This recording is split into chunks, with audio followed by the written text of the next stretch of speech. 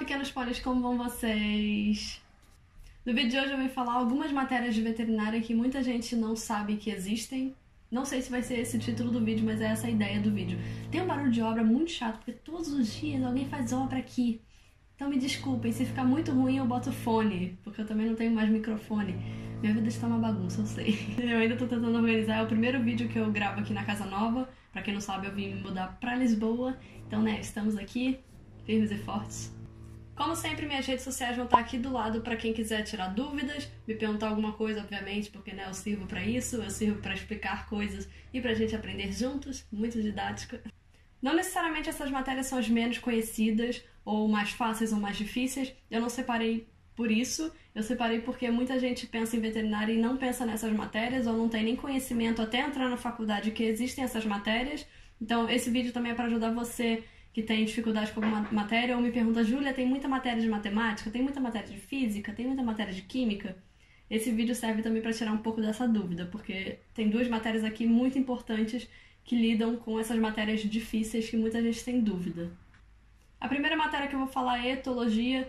Tem vários nomes, tem etologia, posse responsável, saúde animal, bem-estar animal, tudo isso, mas é uma matéria só. Ela engloba muita coisa, desde comportamento animal, quanto bem-estar animal, obviamente, é o nome da matéria, mas também até a gente aprende como dar notícia ruim, como falar sobre eutanásia com os tutores, enfim, é bem legal. Então a gente aprende, por exemplo, que não pode sentar em cima da mesa, que para dar notícia você tem que ficar no nível do dono do animal, enfim, olhar no olho, né? Ter um pouco de empatia pela pessoa, então eu acho isso bem legal. Todo mundo deveria aprender isso em algum momento da vida, porque muita gente precisa. E claro, como é o bem-estar animal, também fala sobre as formas humanizadas de eutanásia. Então você vai aprender na teoria, né? Você não vai aprender na prática ainda como eutanasiar um animal de uma forma segura e indolor, que é muito importante.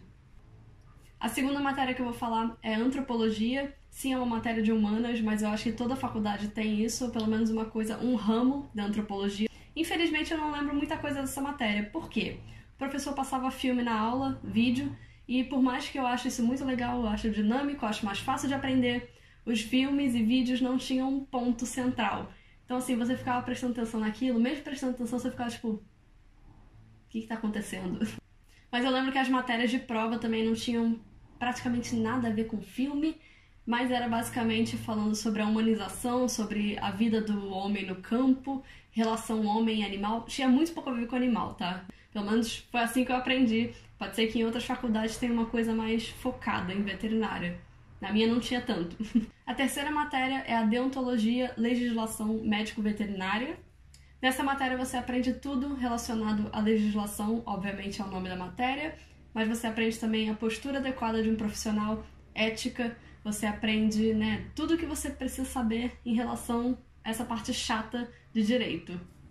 Então você aprende também sobre o que você pode fazer ou não, o que você deve fazer ou não, então direitos e deveres, o que acontece se você fizer alguma coisa de errado, então tem vários tipos de punições, tem tanto afastamento quanto cassação da carteira. Lembrando que o CRMV é um Conselho Regional de Medicina Veterinária, então a legislação pode sim mudar de estado para estado, de região para região. Então a de São Paulo pode ser diferente do Rio, que pode ser diferente de Minas Gerais, enfim, cada um pode ser diferente. Então não é porque a legislação é uma num lugar que vai ser em todo o Brasil, por exemplo. A quarta matéria que eu vou falar não é tão chocante assim, tão diferente quanto as outras que eu tenho falado, mas também é muito importante porque é parasitologia.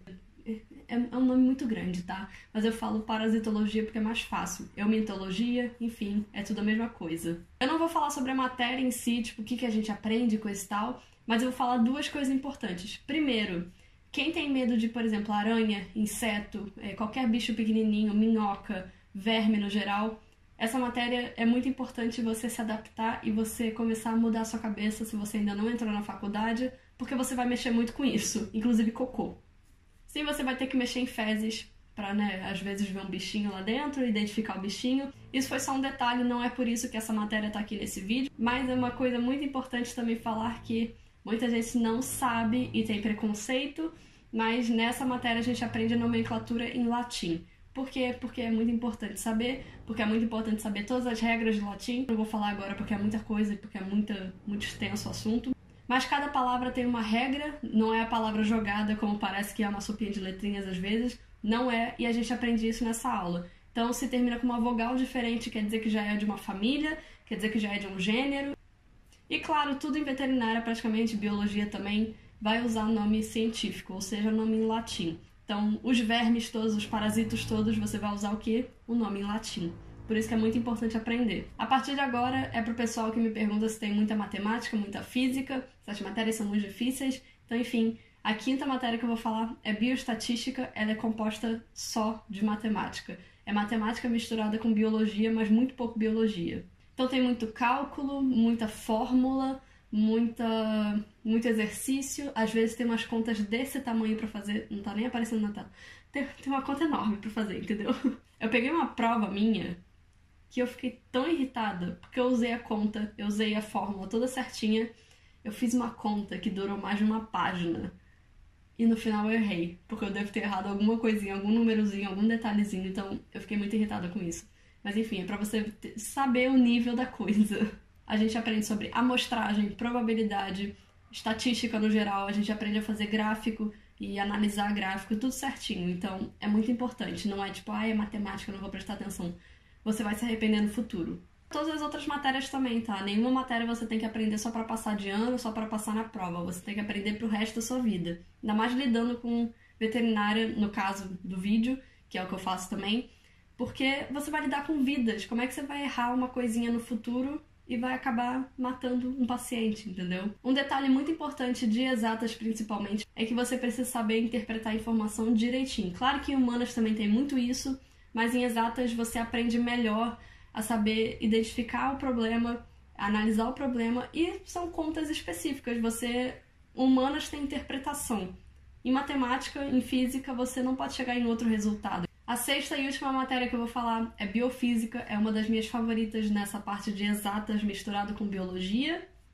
A biofísica é diferente da bioestatística porque, primeiro, bioestatística é basicamente matemática, então é como se fosse 90% matemática, 10% biologia. A biofísica é um pouco mais equilibrada, então, primeiro é física, eu prefiro física do que matemática. Inclusive, eu não sei se vocês sabem, eu falei em algum vídeo atrás, que eu pretendo refazer aqui, tipo, 50 fatos sobre mim, sei lá, que eu quero fazer física teórica ainda, faculdade.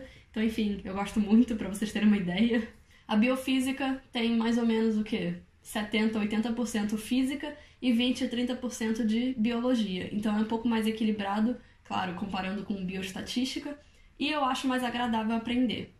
Infelizmente, sendo de exatas, é uma matéria que muita gente também não liga, ou tem dificuldade, ou acha que é só passar de ano e não vai mais usar, o que não é verdade. É muito perigoso errar uma conta de solução de concentração de medicamento, porque você vai acabar matando um animalzinho e vai ser erro totalmente seu. Então, em biofísica, a gente aprende concentração, soluções, a gente aprende muito sobre as propriedades da água, sobre os medicamentos em si, porque são soluções, a gente aprende sobre muita coisa mesmo. O funcionamento dos medicamentos, porque tem medicamentos que são surfactantes. Ai, meu Deus do céu, trava-línguas.